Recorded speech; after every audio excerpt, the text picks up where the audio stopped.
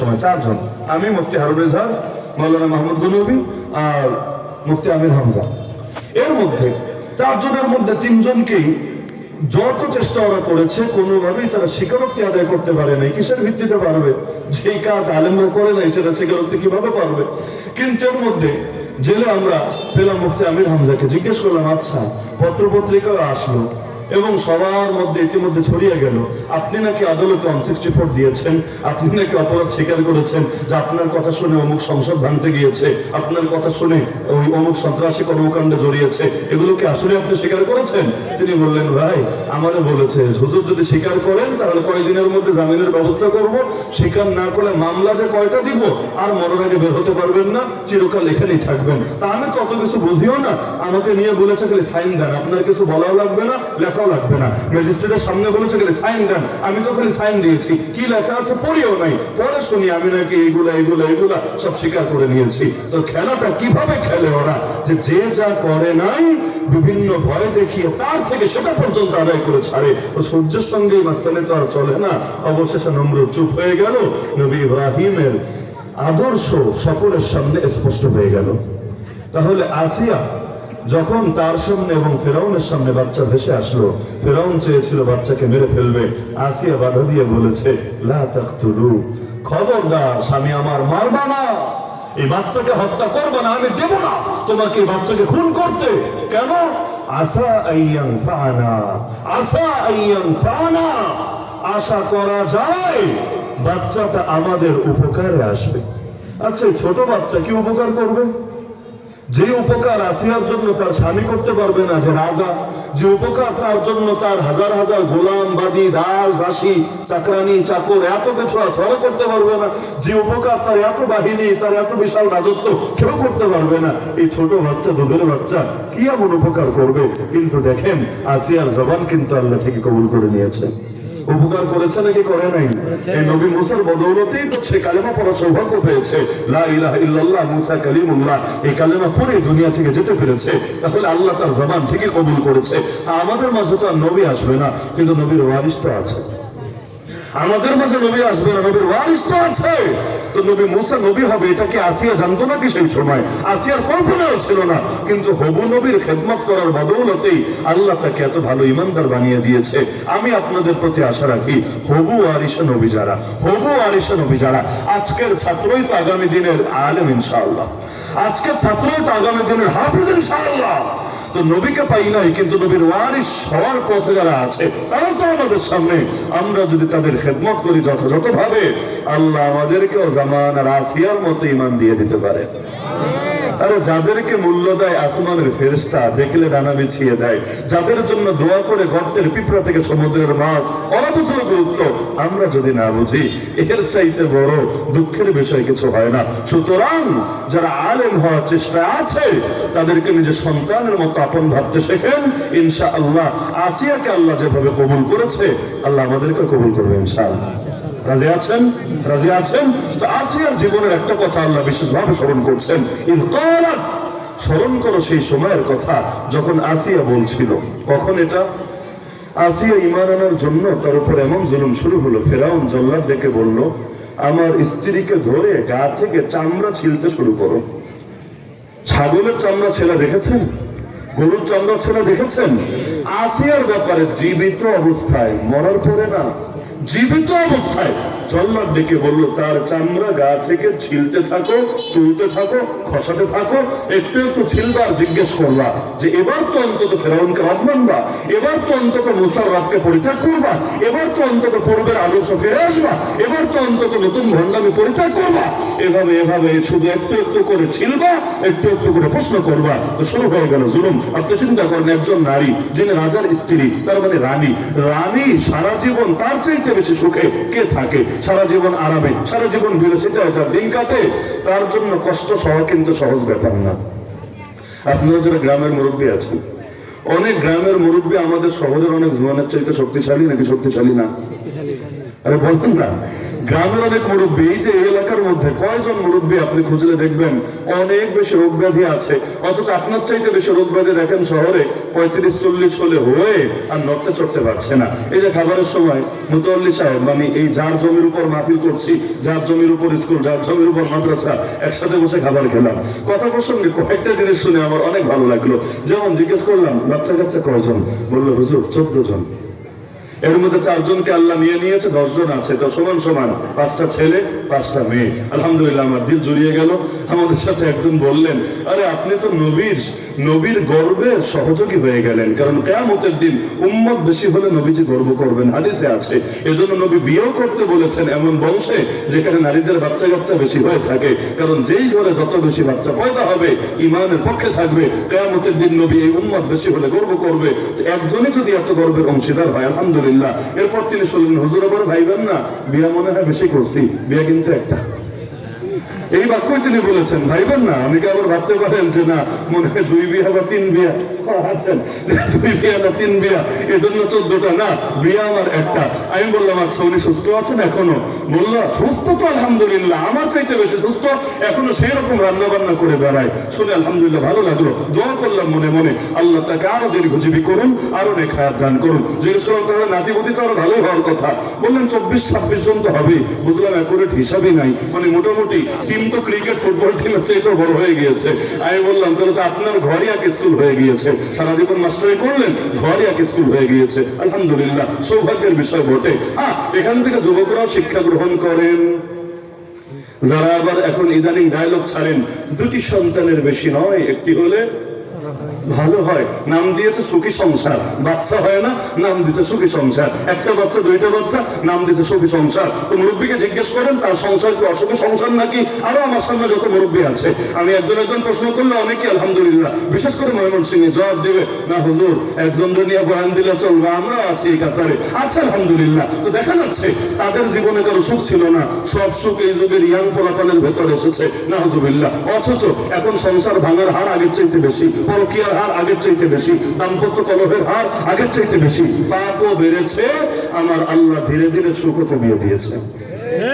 এটাই তো বাস্তবতা। তাহলে ফেরাউনের স্ত্রী আসিয়া ঈমান আনার জন্য যখন তার উপর জুলুম হচ্ছে, এই পরিমাণ জুলুম, জিন্দা অবস্থায় গা থেকে চামড়া ছিলে ফেলা হচ্ছে, আসিয়া তো চাইলে বলতে পারে, আল্লাহ ফেরাউনের দিলটা নরম করে দেন। নিষেধ আছে নাকি দোয়ায়? আয় আল্লাহ ফেরাউনের দিল নরম করে আমার জামিন বা আমার খালাসের ব্যবস্থা করে দেন। নিষেধ আছে দোয়া, কিন্তু আছে এগুলো না। দোয়া করছে, আল্লাহ আর দুনিয়া থাকতে চাই না, রব্বি ইবনিলি ইনদাকা বাইতান ফিল জান্নাহ, জান্নাতে আপনার কাছে আমার জন্য একটা ঘর বানায় দেন। শুধু জান্নাতে বানালেই হবে না, আল্লাহ জান্নাতে আপনার কাছে, জান্নাতে আপনার কাছে আমার জন্য একটা ঘর বানিয়ে দেন। ওয়ানাজ্জিনি মিন ফিরআউন ওয়া আমালি, আমাকে ফিরআউনের হাত থেকে, আপনার কুকর্ম থেকে মুক্তি দিয়ে দেন।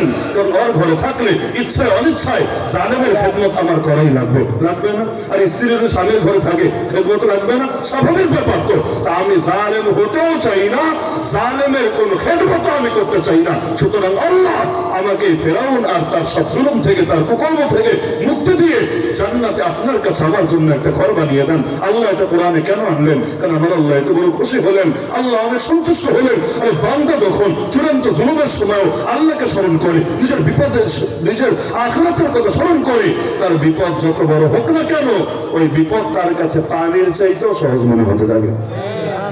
এজন্য হাদিসে আছে, কারো যদি সন্তানও মারা যায় আর সে যদি বলে ইন্না লিল্লাহি ওয়া ইন্না ইলাইহি রাজিউন, আল্লাহ একজন ফেরেশতা পাঠান, যাও দেখে আসো তো আমার বান্দা কি বললো। ফেরেশতা বলে, আল্লাহ আপনার বান্দা আপনাকে স্মরণ করেছে, আপনার প্রশংসা করেছে, ইন্না লিল্লাহ পাঠ করেছে, হামিদা ওয়াস্তার যা। আল্লাহ বলে, আরে বলো কি? তাবাসতুম সামারাতা ফুআদিহি, আমার বান্দার কলিজার টুকরা সন্তানের জান কবজ করেছো, এখনো সে আমাকে স্মরণ করেছে, আমাকে ভুলে নাই। ফেরেশতারা বলে, না আল্লাহ আপনাকে ভুলে নাই, আপনাকেই ডাকছে, আপনাকে স্মরণ করছে, আপনার ব্যাপারে কোনো অভিযোগ দিচ্ছে না, আপনার ব্যাপারে কোনো বাজে বক্তব্য দিচ্ছে না। তখন আল্লাহ বলে, আরে আমার বান্দা তার দুঃখে আমাকে ভুলে নাই, আমিও আমার বান্দার বিপদে তাকে ভুলতে পারি না। যাও ফেরেশতারা, জান্নাতের ঠিক মাঝখানে আমার এই বান্দার জন্য একটা ঘর বানিয়ে দাও, আর সেই ঘরের নাম রাখো বাইতুল হাম, প্রশংসার ঘর। আমার বান্দা বিপদে আমার প্রশংসা করে এই ঘরের মালিক হয়েছে। একদিকে যদি সন্তান হারিয়েছে, আর একদিকে জান্নাতে ঘর পেয়ে গিয়েছে। আর জান্নাতে যদি বাপমা ঘর পেয়ে যায়, বাপমা ঘর পেয়ে যায়, লাভ কিন্তু সন্তানের হয়ে থাকে। শুধু একজনের দ্বারা আরেকজন উপকৃত হয় এমন না, প্রত্যেকের দ্বারা উপকৃত হয়। সন্তান হাফেজ হলে, আলেম হলে বাপের যেমন ফায়দা, আর বাপ যদি ভালো আমলদার হয়, বাপ যদি ভালো ইমানদার হয়, সন্তানেরও ভাই অনেক ফায়দা। সূরা তুরের মধ্যে আছে, যারা ইমান আনবে, নেক আমল করবে, আল্লাহ বলেন আমি তাদের সঙ্গে তাদের ফ্যামিলিকে মিলিয়ে দিব জান্নাতে। মানে বুঝেন, বাপের আমল অনেক বেশি, সন্তানের আমল অনেক কম। হতে পারে নাকি পারে না? হতে পারে নাকি পারে না? এখানে মুরব্বী যারা আছেন, খোঁজ নিলে দেখবেন তারা হয়তো অধিকাংশই নামাজি, বাচ্চা কাচ্চাগুলো হয়তো অনেক গাফেল, এই ক্ষেত্রে ঠিক মতো ইবাদত বন্দেগী করে না। এরকম তো স্বাভাবিক চিত্র আমাদের ঘরে। তো যেদিন বাপ যাবে তার ইমান আমলের বদৌলতে জান্নাতে, বাপকে চলে যাচ্ছে অনেক উপরের জান্নাতে, সন্তান পড়ে থাকছে পিছিয়ে, কিভাবে হবে? আমার আল্লাহ কষ্ট দিবে না বাপকে। কেন? কারণ কার ঘরে কে সন্তান হবে এটা নিজেরা চয়েস করে নাই, দিয়েছেন কে? আল্লাহ যেহেতু দিয়েছেন দুনিয়াতে, মিলিয়ে দেবেন আখিরাতে। আল্লাহ সন্তানকে বলবে, আরে তোর আমল যদিও কম, এই আমলের বিনিময়ে তুই এত উপরে আসার কথা না, তো তোর বাপের দিলে যাতে কষ্ট না থাকে। না হলে বাপ আছে অনেক শান্তিতে, সন্তান আছে কষ্টে, কোন বাপের ভালো লাগবে? আমরা যে 1 বছর থেকেছি জেলে, আমাদের বাবার মনে কি ভালো লেগেছে? মায়ের মনে কি ভালো লেগেছে? শুধু পাগল হওয়া বাকি ছিল, পাগল। এই পরিমাণ পেরেশান তারা ছিল। এমনকি আমরা জেলে বলাবলি করতাম যে আমরা তো জেলে ভাই বহু সুখে আছি, কিন্তু আমাদের চাইতে বড় জেল খাচ্ছে মূলত আমাদের ফ্যামিলিরা। আমাদের চাইতে বড় জেল খাচ্ছে আমাদের ফ্যামিলিরা। কারণ প্রতিটা মুহূর্তে চিন্তা, দুশ্চিন্তা তাদেরকে করে করে খাচ্ছে। বিশেষ করে আমরা যারা আলেমরা ছিলাম জেলে, সবচাইতে বেশি ফ্যামিলি ভেঙে পড়তো যখন বারবার জামিন পিছাতো। বারবার এই সপ্তাহে বলতো, ওই সপ্তাহে, ওই সপ্তাহে, ওই সপ্তাহে, ওই সপ্তাহে, ওই সপ্তাহ। আমার নিজের যে কোর্ট ডজনবার পিছিয়েছে, হিসাব নাই। এমনকি জামিন যখন কোর্ট দিয়ে দিয়েছে, এরপরও জেল থেকে বের হতে 40 দিন আমার লেগেছে। আমার রজব মাসে জামিন দিয়েছে, এরপর শাবান পুরোটা গেল, রমজানের প্রথম দিন ওই কারাগার থেকে বের হয়ে জেল গেটে ইফতার করলাম। কারাগার থেকে বের হয়ে এত বেশি দিন আমার সামনে কারো লাগে নাই। একটা পর্যায়ে নিরাশি হয়েছিলাম, মনে হয় ছাড়বে না, কারণ ওদের আটকে রাখতে কিছু লাগে না। ওই বিডিআরদের অনেকে ছিল এমন, বিডিআর মামলার আসামি, সাজা খাতা শেষ, সব শেষ, তারপরে তারা ছাড়ছে না। তো ক্ষমতা যার, জোর যার, মূল্য তার, এটা তো স্বাভাবিক কথা। নিরাশ হয়ে গিয়েছিলাম। ওই সময় আমাদের বাবাদের কি অবস্থা হয়েছে এটা যারা দেখে নাই, ভাষায় প্রকাশ করা সম্ভব না। হাজালেমরা তোদের একদিনে অবস্থা হবে, শুধু মরার পরে না, জীবদ্দশায় এর চাইতে করুণ পরিণত তোদের হবে। এমন করুণ পরিণত হবে।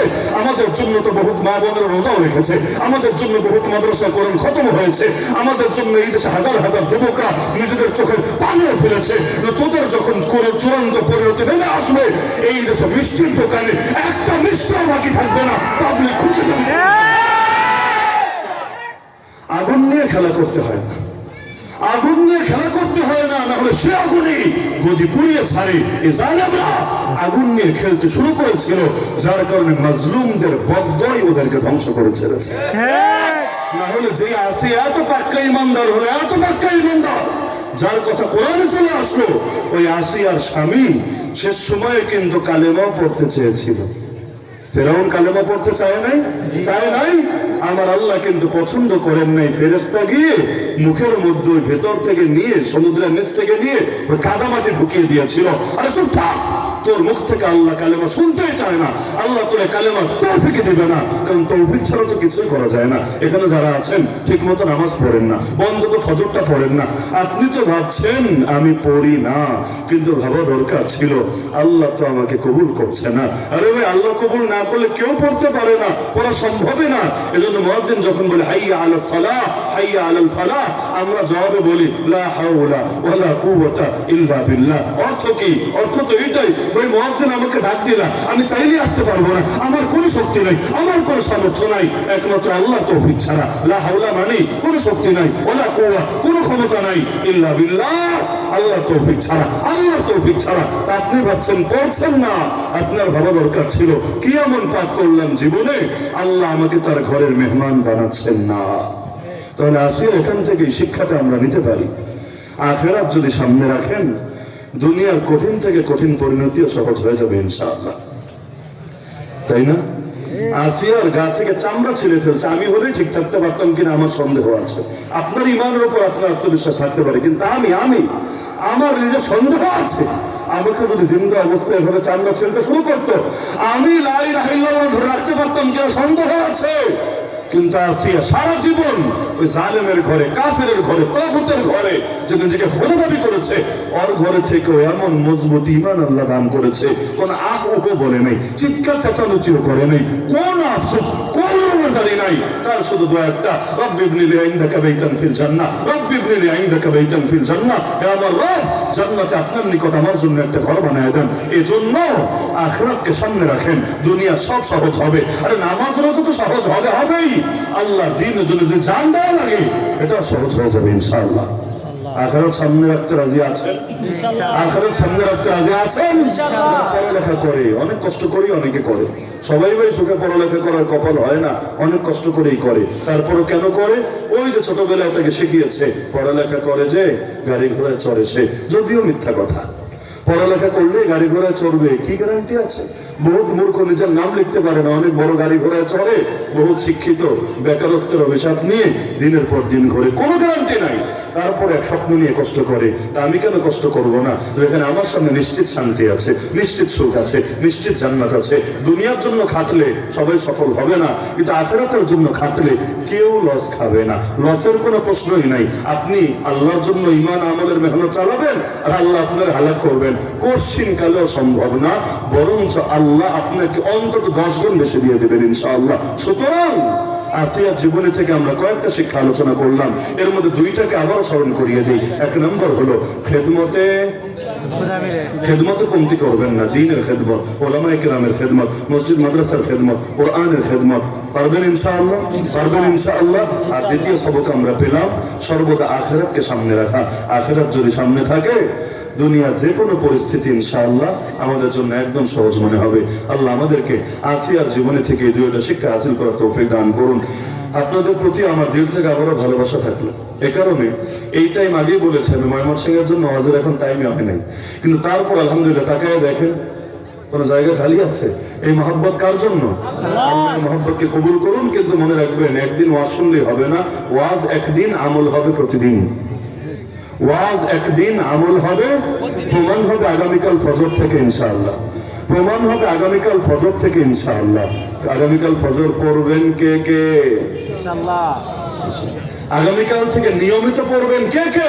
ইনশাআল্লাহ। নিয়াত করে ফেলেছেন, এবার আল্লাহর কাছে সাহায্য কামনা করেন, নিয়াত থেকে পিছপা হবেন না, ঘুম কোরবানি করেন, আল্লাহ আগামীতে ঘুমানোর সুযোগ দিবেন। না হলে কবরে গিয়ে এমন আযাবের শিকার হবেন, ঘুমের কথা তো আর চিন্তাও করতে পারবেন না, ওই কিয়ামত পর্যন্ত খালি কবরে আযাবই পড়ে থাকা লাগবে। আল্লাহ আমাদেরকে হেফাজত করুন, এই মাদ্রাসাকে কবুল করুন, এই মাদ্রাসার যাবতীয় প্রয়োজন গায়বে খাজানা থেকে পূরণ করুন। যে দুইজন ছাত্র পাকড়ি নেবে, আল্লাহ তাআলা তাদেরকেও মৃত্যু পর্যন্ত কোরআনের ধারক বাহক হয়ে থাকা তৌফিক দান করুন।